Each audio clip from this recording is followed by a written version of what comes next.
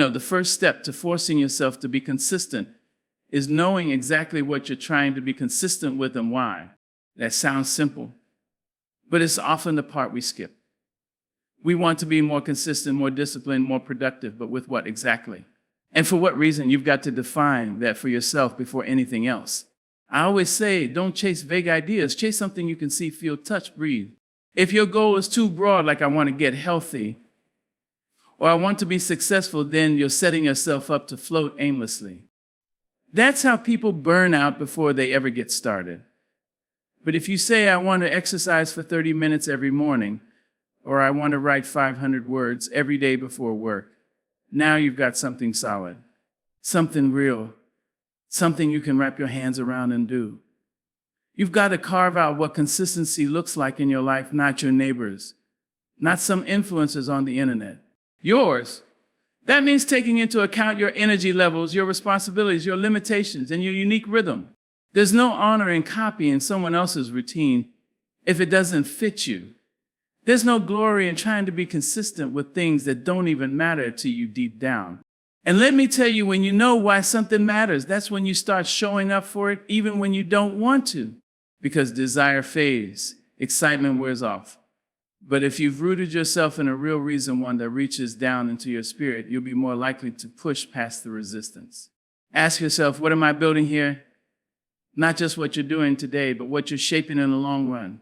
Are you building discipline, peace, financial freedom, self-respect, a legacy, a body that feels good to live in? That answer is your fuel.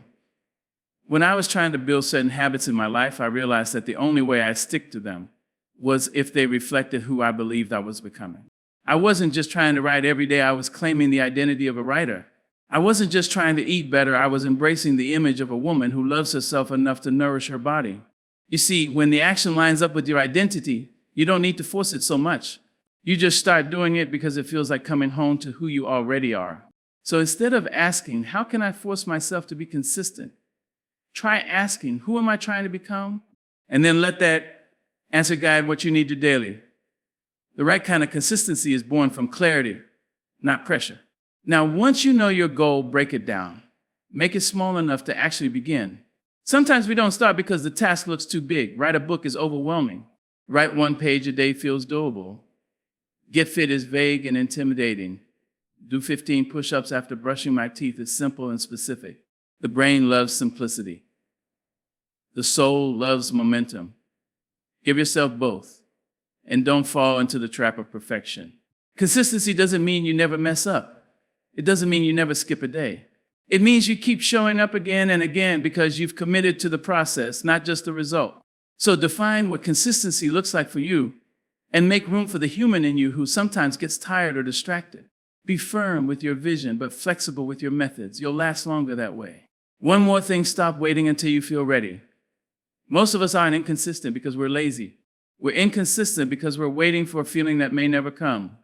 Readiness is a decision, not a mood. You don't need the stars to align. You just need to take one step and then another. So get clear.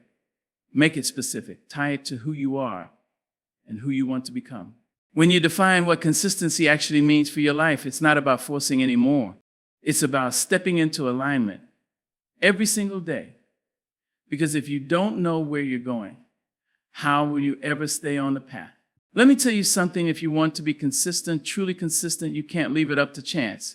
You can't wait to feel like it. You can't rely on memory or willpower alone. You've got to build yourself a routine that's so sturdy, so woven into the fabric of your day that it becomes the default. That's what a non-negotiable routine is. It's not a wish. It's not a maybe. It's a commitment. Something you do whether it's raining or shining, whether you're tired or energized, whether you're motivated or not. And I know the word routine might sound boring to some. It might sound restrictive. But the truth is, it's the opposite. Routine gives you freedom. It clears the noise. When you don't have to keep deciding what to do next, you can serve that precious energy for actually doing the thing. Decision fatigue will wear you out before the work even starts. But if your habits are automatic, you don't have to argue with yourself. You just go. Think about how you brush your teeth. You don't wake up every morning debating it. You just do it. That's the kind of energy you need around your goals. Whether it's writing, meditating, exercising, praying, creating whatever it is, build it into your day like it belongs there, like it's part of you. Now, let's be real. Life happens, schedules shift. You may not be able to do the same thing at the same hour every day. That's okay. But you still need to find your anchor. It might be right after you wake up. It might be after lunch. It might be the last thing you do before bed. The timing can flex, but the act itself must become a promise. And not to anyone else, but to yourself. The beautiful thing about a routine is that it takes the weight off your shoulders. You don't have to keep wrestling with motivation because the structure is already holding you. People talk about discipline like it's some kind of punishment, but discipline, when rooted in love, becomes devotion. It becomes a rhythm you settle into, a groove that carries you forward even when you're too tired to push. I remember a time when I was struggling to stay committed to a particular practice in my life. I'd do it some days, skip it others. I kept telling myself I needed to be more focused, more driven. But the truth was, I needed to make it part of my life, not just something I squeezed in when everything else was done. I had to treat it like an appointment with my future self. And just like you wouldn't miss a meeting with someone important, I stopped missing that daily appointment with myself. That one shift changed everything. And here's the trick, make it easy to begin. Whatever you're trying to be consistent with, break the barrier to entry. If it takes too long to set up or feels overwhelming, you'll start skipping. So make it frictionless. Keep your journal on your nightstand. Lay out your workout clothes the night before. Prep your materials ahead of time. Set the stage so all you have to do is show up and begin. You can also use reminders. Put alarms in your phone. Leave sticky notes where you'll see them. Let your environment support your intentions. We are all creatures of pattern. We respond to cues. So fill your space with cues that lead you to where you want to go. And stop negotiating with yourself. That internal dialogue where you start convincing yourself to skip today, cut that off early. When you hear yourself saying, I'll do it later, or just this once, recognize that as the voice that keeps you stuck. You don't owe that voice anything. You owe your future everything. I'm not saying it's going to be easy. There will be days when you're tired. Days when you don't feel like it. Days when everything in you wants to delay, avoid, escape. But you have to treat your routine as sacred. Something that grounds you. Something that builds you. Something that keeps you from drifting when the winds of life stop blowing strong. Consistency doesn't happen in grand moments. It's born in the quiet, ordinary spaces of our lives. In the early mornings, the late nights, the stolen minutes, that's where the magic lies. That's where the transformation begins. So build your routine like a backbone. Strong, steady, unshakable. And then live into it one day at a time. One step, one breath, one choice at a time. Because when you stop making excuses, you start making progress. If you're serious about being consistent, then you've got to be honest about the things that keep pulling you off course. Not just the big distractions, but the little ones that sneak in quiet, the ones that whisper just a minute and steal an hour. You've got to learn to remove friction. And I don't just mean external friction. I mean all the things inside and out that make it easier to quit than to follow through. When you make a decision to commit to something, you've got to set yourself up to win. You can't rely on willpower to carry you every single time. Willpower will give out. It's not a well without a bottom.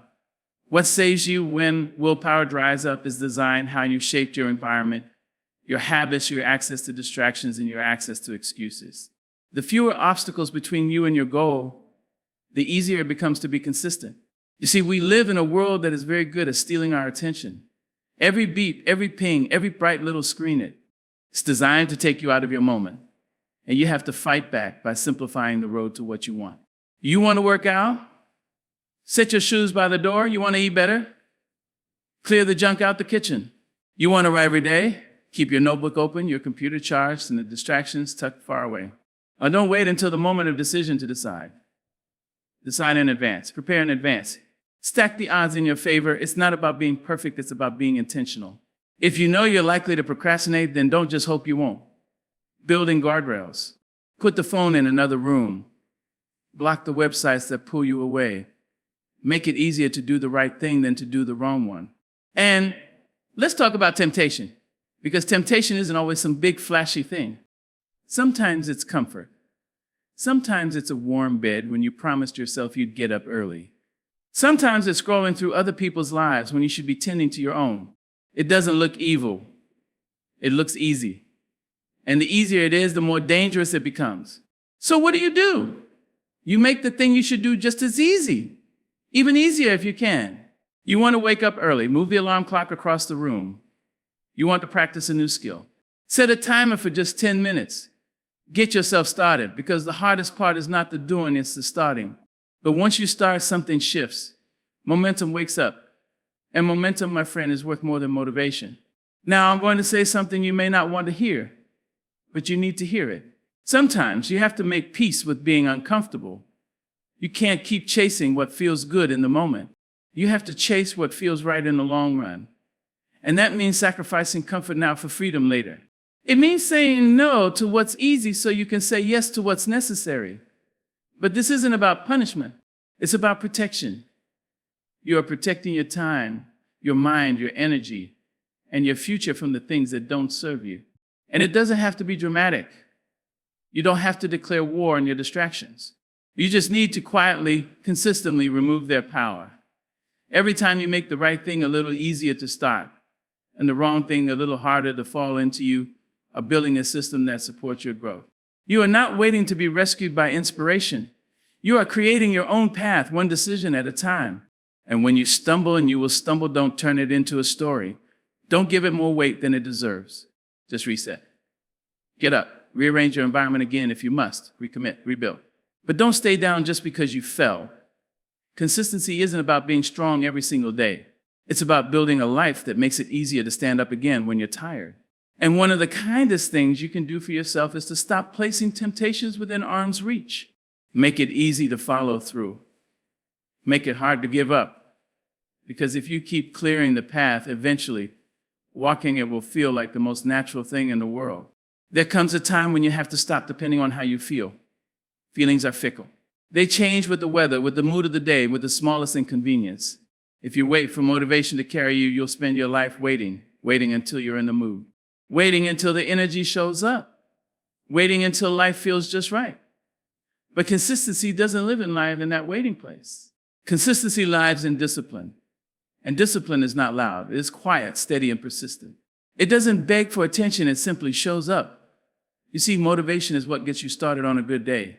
It's that surge of excitement when the idea is fresh, when you're inspired, when the vision is clear. But discipline is what carries you through the days when that spark is gone. And those days will come. There will be mornings when you're exhausted, evenings when you feel defeated, moments when your heart isn't in it. And in those moments, you will not rise to the level of your motivation. You will fall to the level of your habits. Discipline is the decision you make when motivation isn't enough. It's the voice that says, I don't feel like it, but I'm doing it anyway. And let me tell you, that voice, when you learn to listen to it, is one of the strongest parts of you. It may start out as a whisper, but every time you honor it, it gets louder, more sure, more powerful. There's a kind of peace that comes from knowing you can trust yourself to follow through, even when it's inconvenient, even when no one is watching, even when there's no praise or payoff in the moment. That trust is built in the choices you make when you're tired, distracted, or discouraged. That's the moment when most people give up. But if you can push through just that little stretch of resistance, you begin to reshape who you are. You go from someone who tries to someone who does. The truth is, we've been trained to chase comfort. Everything around us is designed to make life easier, faster, more convenient. But growth does not happen in comfort. Growth happens when you do what's uncomfortable until it becomes familiar. And discipline is what leads you through that discomfort. It doesn't ask for ease, it demands commitment. You don't need to feel inspired to show up. You don't need to feel strong to take one more step. You just need to show up anyway. And what you'll find is that action often creates emotion. Start moving and energy catches up. Start working and the inspiration returns. It's not the other way around. When I think about the days I made the most progress in my life, they weren't the days I was fired up and full of energy. They were the days I didn't want to do it, but did it anyway. Those are the days that change you. Those are the days that count. And listen to me closely, discipline is not about being hard on yourself. It's not about beating yourself into productivity.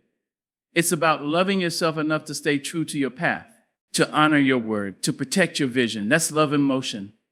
That's what real self-respect looks like. So stop making your decisions based on how you feel in the moment. Make your decisions based on who you said you want to be. When the alarm goes off, don't negotiate. When the doubt creeps in, don't retreat. When the comfort calls, don't answer. You are not a slave to your feelings. You are stronger than that. If you want to become someone who is consistent, you need to become someone who is disciplined. And discipline is simply doing what needs to be done, whether you feel like it or not. That's it. No drama, no delay. Just do what you said you would do. And do it again tomorrow. Because when you stop depending on how you feel and stop leaning on what you've decided, then you will move forward with power. We live in a world that loves results. Trophies, titles, milestones, those are the things people tend to celebrate. But if you're trying to be consistent, you've got to learn to celebrate something else, the fact that you showed up. That's where the real power is. Because showing up every day, even in small ways, is what builds the bridge from who you are now to who you're trying to become. And if you're only measuring your success by the big wins, you'll miss all the progress happening in between. You need to start tracking the fact that you kept your promise, that you honored your routine, that you did the work when it was hard. Those small, quiet victories, they matter.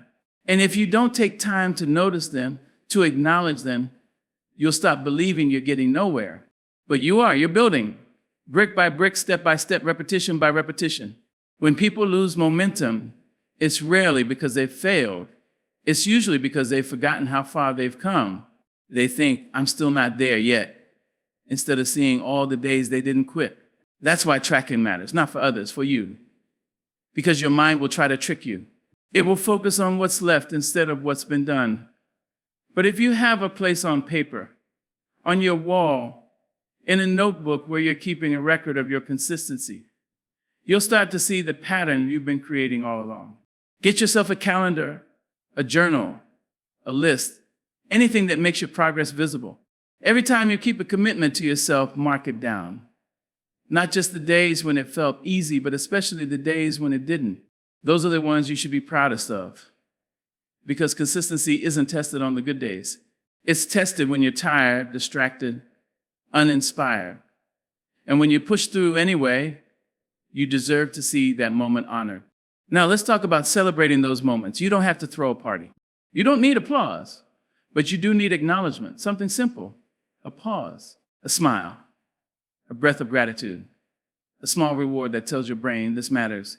This is worth repeating because your brain is always listening. It pays attention to the patterns you reinforce. And when you celebrate the act of consistency, not just the result you're telling yourself, this is who I am now. That's how habits are formed, not by pressure, not by shame, but by repetition and reward. You're building a rhythm, and rhythms are easier to maintain when they feel good. So don't wait until the big goal is reached to feel proud. Let yourself feel proud every time you choose discipline over distraction, every time you take even a single step forward. And you don't have to be perfect. Let go of that idea. If you miss a day, miss a step, miss a moment, that's all right. The goal is progress, not perfection. One stumble doesn't erase the steps you've already taken. Just don't stay stuck there. Look at your tracker, your journal, your log of wins, and remind yourself what you've already done. Let it pull you back up. The truth is, the habit of showing up matters more than how polished the performance is. You could write one bad page a day and still end up with a finished book. You could run slow and still get stronger. You could start small and still become unstoppable. It's not about how impressive the action is, it's about how often you do it. You don't need to prove anything to anyone else, but you do need to prove to yourself that you're capable of being who you say you want to be. So track it. Celebrate it. Honor the small wins, the days you didn't give up, the hours you pushed through, the effort that no one else saw, but you still gave anyway. Because that's how greatness is built, not in the spotlight, but in the shadows, through quiet commitment and daily courage.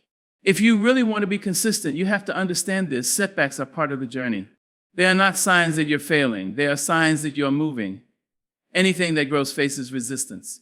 Trees grow through the soil. Butterflies fight their way out of cocoons.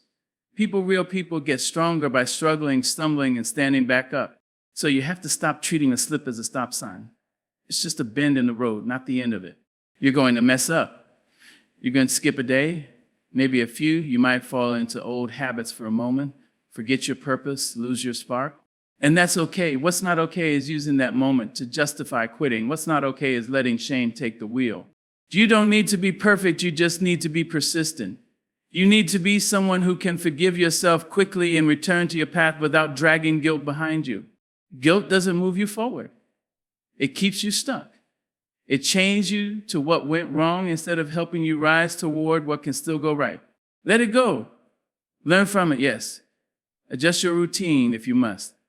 Identify where the break happened. Was it the schedule? The environment? The pressure you put on yourself? Get curious. Understand your pattern, but don't confuse reflection with punishment. You are not here to beat yourself up. You are here to get better. And that means giving yourself the grace to try again. Resilience is not about pretending everything is fine. It's about facing the fact that things went sideways and still choosing to stand up straighter. It's about looking at your failure and saying, yes, that happened, but that is not the whole of me. You are bigger than your worst day. You are stronger than your weakest moment. You are still becoming, and becoming takes time. Consistency is not a straight line. It's a winding road. Some days you're on fire. Other days you can barely strike a spark. But if you keep showing up, especially after you fall, your comeback becomes part of your rhythm. It becomes part of your strength. People think consistency is about never missing a beat. That's not true. It's about learning how to find the beat again when you've lost it. That's where your power is. And let's be honest, some setbacks won't even be your fault. Life will throw things at you. Illness, loss, chaos, change. It'll shake your routine, test your mindset, knock your plan out of place. But even in those seasons, there's something you can do, even if it's just a small step, a breath, a thought, a whisper of who you still want to be. Sometimes resilience looks like getting up and pushing forward. Other times it looks like resting, regrouping, and coming back stronger. But it always means you don't give up. And don't let comparison creep in while you're healing. Don't look at someone else's pace and use it as a stick to measure your own. You're not running their race. You're walking your own road, and your path will look different. Give yourself permission to be where you are. Honor your pace. Honor your growth. Honor your recovery. But don't let the fall convince you you're not worthy of the rise. When you return after a setback, you do something powerful. You prove to yourself that consistency is not about never falling, it's about always returning. It's about remembering your why. And your why has to be stronger than your fear, stronger than your frustration, stronger than your ego. Your why will pull you back when your will runs low, so hold it close. Speak it often. Let it remind you who you are and who you're becoming. Because you are not defined by how many times you start over, you are defined by your refusal to give up.